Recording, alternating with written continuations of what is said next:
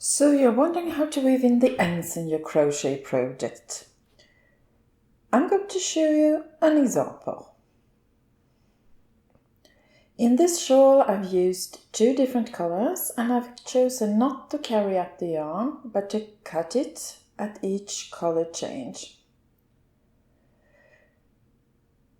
With this sand colored stripe, this means that I have 4 ends to weave in. 1 blue, which is my main color,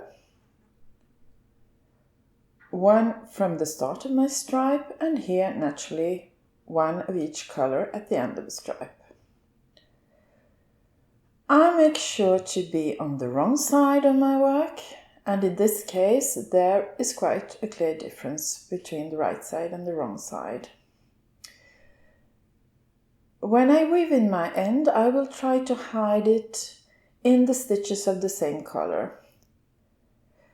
As far as possible, I will try to find what I call the foot of the stitch, that you can see here in the sand colored stitches. And this is where I'm going to try to hide my yarn ends. Now I'm going to weave in my ends one by one from left to right, starting with this blue end. I'm going to thread the yarn on a tapestry needle, but here there's a small knot, so I just need to cut it. To make this as comfortable as possible, I've left a relatively long end, and I use a tapestry needle with a bent tip, as you can see here. I find it makes it easier to insert it in the stitches, but you can very well use a straight blunt-ended needle. My yarn comes out of the work here, and I could weave it in here in the feet of the sand-colored stitches, since they are worked in the blue stitches below. But just below this row, I have a row of solid stitches, 1 in each stitch in the row below.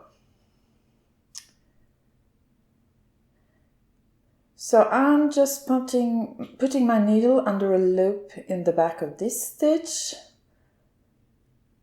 to go find the feet of the stitches here. And I simply go with my needle in the feet of the stitches, so my yarn is as hidden as possible.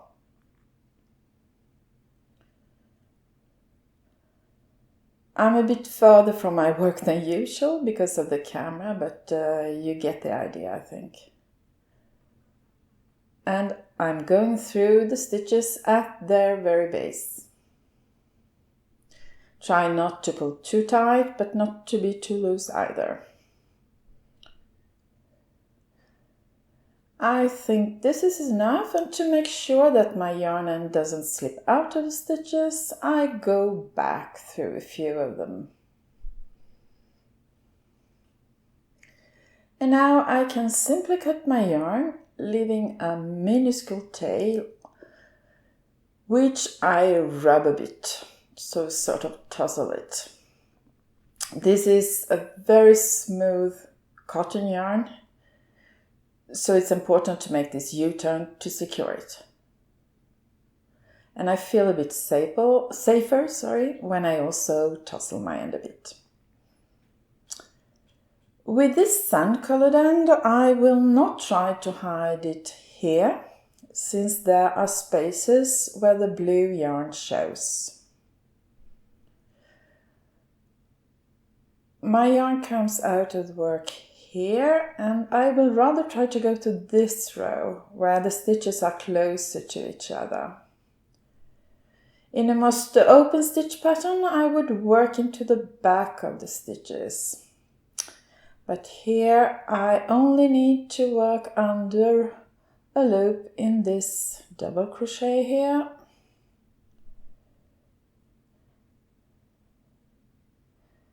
And then I can simply go into the little feet of my stitches.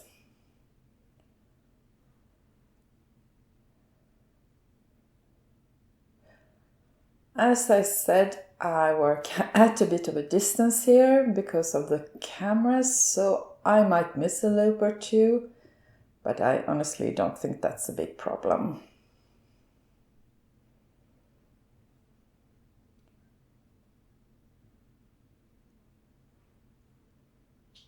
I think this is enough.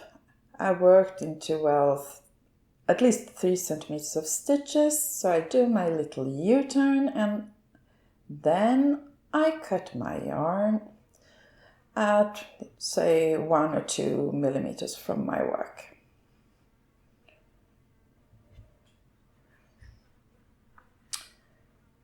So let's continue to work from left to right. Here my yarn comes out of my work, and here I have a nice row of stitches in the same color.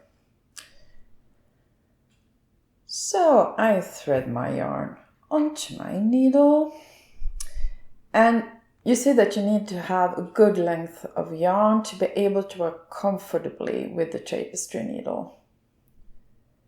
Now I try to steer clear from the blue yarn, and here I can work from the edge and I continue into my stitches.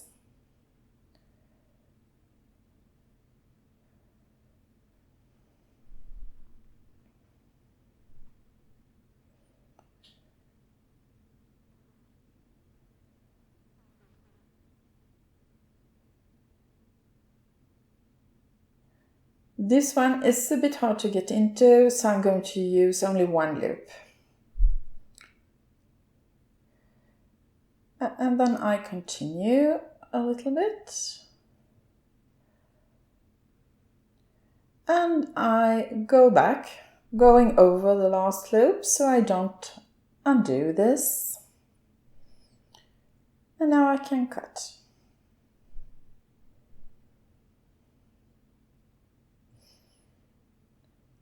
It's a bit more complicated in a more open stitch pattern, but I could work into the back of this double crochet and then go back up, but here we don't really need that.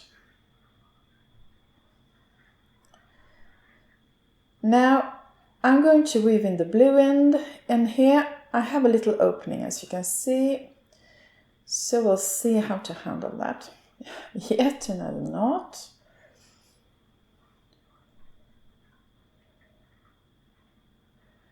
I go into the feet of my stitches here.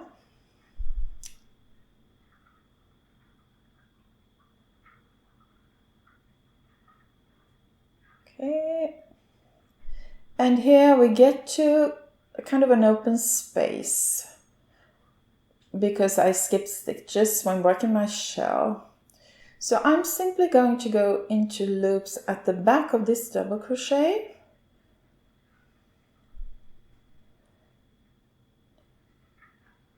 Like this, to get to this nice little cluster of stitch feet where my yarn will be nicely hidden.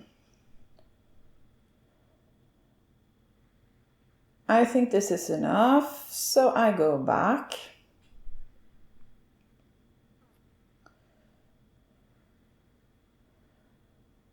And I could also go back into the double crochet here, but I think this is okay.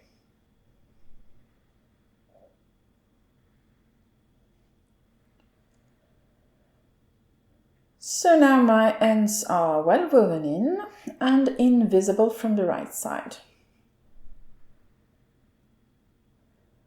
So try not to pull too hard on the yarn to keep things supple, especially if you haven't blocked your yarn yet.